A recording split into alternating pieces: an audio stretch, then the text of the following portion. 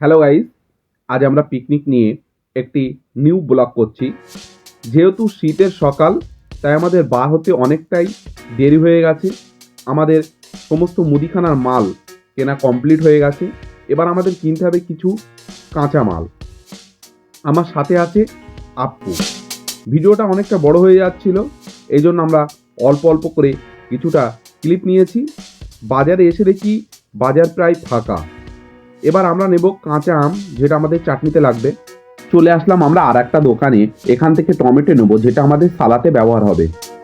70 জনের রান্না এবং আমরা সকালেই বার হব, এই জন্য রাত 3টে থেকে আমরা রান্নাগুলো চাপিয়ে দিয়েছি। রান্নিদার সেই রাতেই চলে এসেছিল এবং এই দেখুন কাশ্মীরে আলুর দম এবং আমরা বিরিয়ানি নিয়ে যাচ্ছি। বিরিয়ানির জন্য এই চিকেনগুলো ভাজা প্রায় হয়ে গেছে। মারুফ ভাই খুব টেস্টি বিরিয়ানি করেছিল।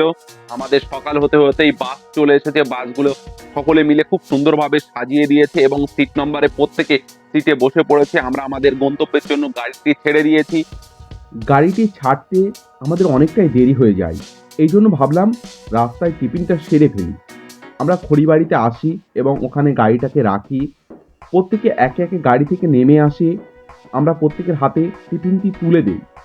আমাদের আজকের টিফিনের মেনু ছিল কাশ্মীরি আলুর দম, নানপুরি ও একটি করে জলের বোতল।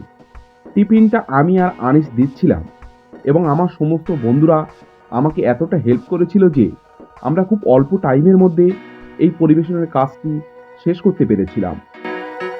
আর কিছুক্ষণের মধ্যেই আমরা রওনা দেব আজকের উদ্দেশ্য আলিপুর চিড়িয়াখানা ও সায়েন্স সিটি।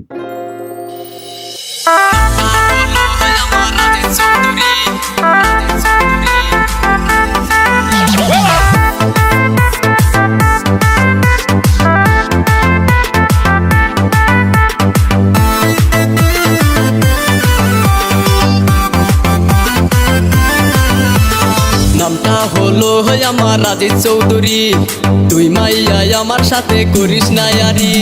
নামটা হলো আমার রাজীব চৌধুরী, তুই মাইয়া আমার সাথে করিস না ইয়ারি।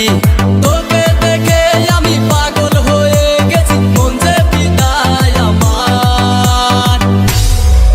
তোকে হেপি লেগেছে, তোকে দারুণ লেগেছে, তোকে হেপি লেগেছে, তোকে দারুণ লেগেছে, তোকে হেপি লেগেছে, তোকে দারুণ লেগেছে, তোকে হেপি লেগেছে, তোকে দারুণ লেগেছে।